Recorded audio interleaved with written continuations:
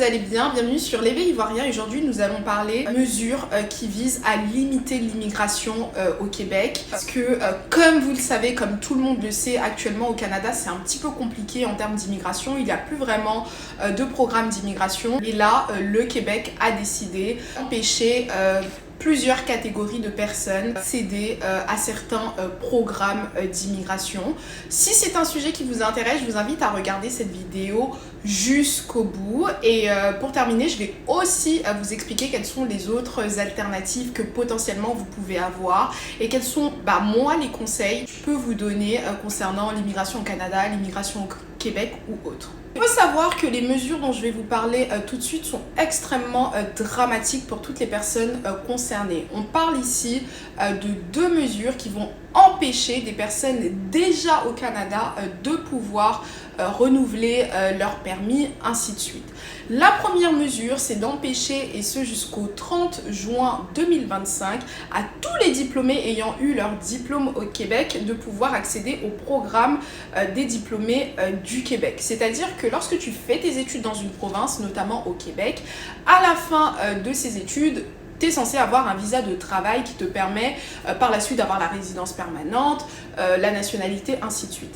Le visa de travail te permet, parce que tu as terminé tes études, de pouvoir travailler à temps plein au Canada. Et l'avantage de tous les visas de travail qui sont à destination des étudiants, c'est que ce sont des visas de travail ouverts. Donc tu peux travailler pour n'importe quelle entreprise au Canada et ça c'est un avantage en or.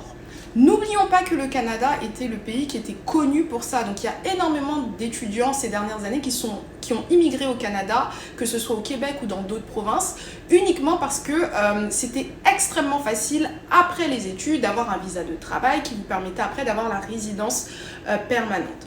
Ce que le gouvernement du Québec veut dire, c'est qu'à partir de maintenant, on ne veut plus d'étudiants. N'oublions pas qu'il y a quelques mois, que ce soit le gouvernement du Québec ou du Canada, ils ont décidé de mettre en place énormément de restrictions afin que les étudiants ne viennent plus.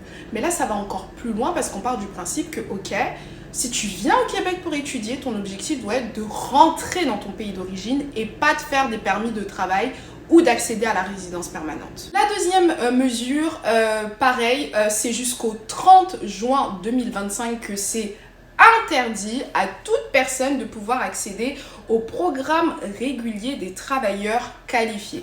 C'est exactement le même principe. Si tu viens au Québec avec un visa de travail fermé ou un visa de travail ouvert, au bout d'un certain temps et en fonction des critères en vigueur, tu as la possibilité de pouvoir accéder à ce programme d'immigration qui te permet par la suite d'avoir la résidence permanente, ainsi de suite.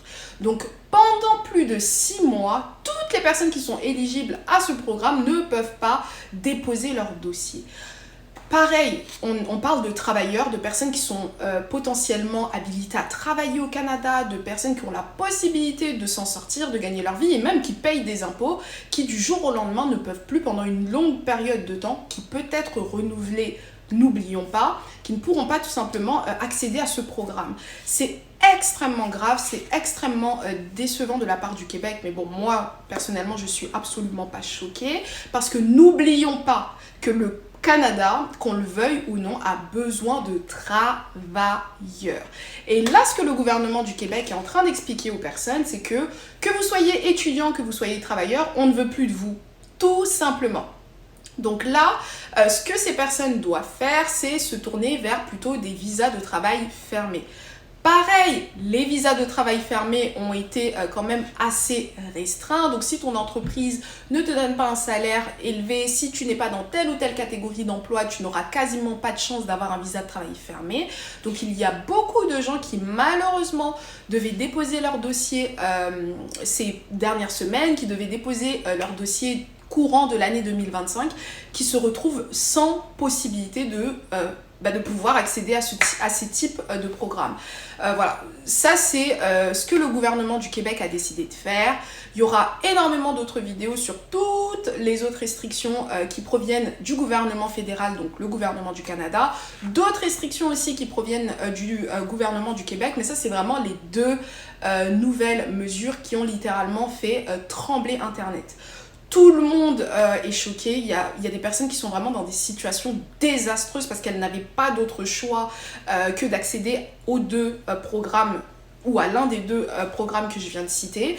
Et attendre 6 mois, qu'on le veuille ou non, ça rallonge ta période d'attente, ça rallonge les permis qui sont un peu intermédiaires, les statuts implicites, et ça donne mal à la tête, on va pas se mentir. Maintenant, vous allez me dire, ok, quelles sont les choses à faire maintenant, puisque par exemple je suis étudiant, je ne peux plus accéder à ce programme, je suis travailleur, je ne peux plus accéder à ce programme, la résidence permanente au Québec, ça va être compliqué, qu'est-ce que je dois faire? En fait, moi déjà, mon premier conseil que je vous dis tout le temps, j'ai absolument rien contre le Québec et les Québécois, mais si vous souhaitez immigrer au Canada, évitez de penser à la province du Québec. Moi, personnellement, je suis au Nouveau-Brunswick. Le Nouveau-Brunswick, c'est une province qui a énormément de challenges. On va pas se mentir, c'est pas la meilleure province du monde, là. C'est pas la meilleure province du Canada, mais c'est une province qui donne la possibilité aux personnes de pouvoir immigrer plus durablement. Au Nouveau-Brunswick, tu auras peut-être des problèmes pour trouver un emploi facilement, tu auras un petit peu de problèmes dans certaines zones où il faut clairement parler anglais, mais par contre, si tu souhaites immigrer, avoir ta résidence permanente, ce sera toujours plus facile ici, comme ce sera toujours plus facile dans le Saskatchewan, comme ce sera toujours plus facile en Alberta, en Ontario, etc. Donc déjà, mon premier conseil, c'est penser à d'autres endroits que le Québec. La deuxième chose que je peux vous dire, le deuxième conseil que je peux vous donner, c'est si vous êtes déjà au Canada ou si même vous pensez à immigrer au Canada, soyez à l'affût des actualités.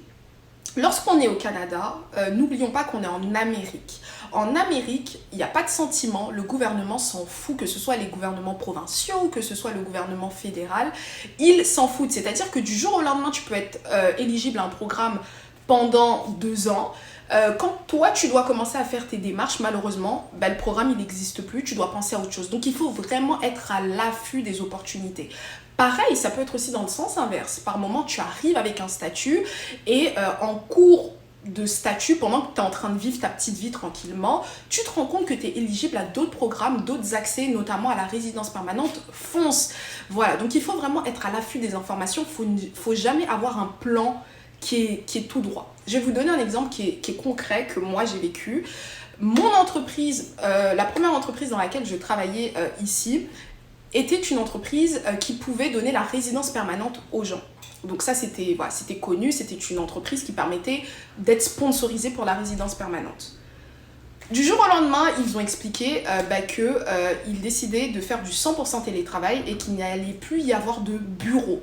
Donc c'est-à-dire que dans la loi du Nouveau-Brunswick, si l'entreprise n'a pas des bureaux physiques, même si tu travailles dans la province de chez toi au Nouveau-Brunswick, tu ne peux pas être sponsorisé par ton entreprise. Donc ça, c'est des choses, c'est des événements inhabituels, inattendus qui peuvent quand même vous arriver. Donc il faut être à l'affût. Troisième conseil, lorsque vous immigrez, peu importe la province, intéressez-vous toujours au fédéral.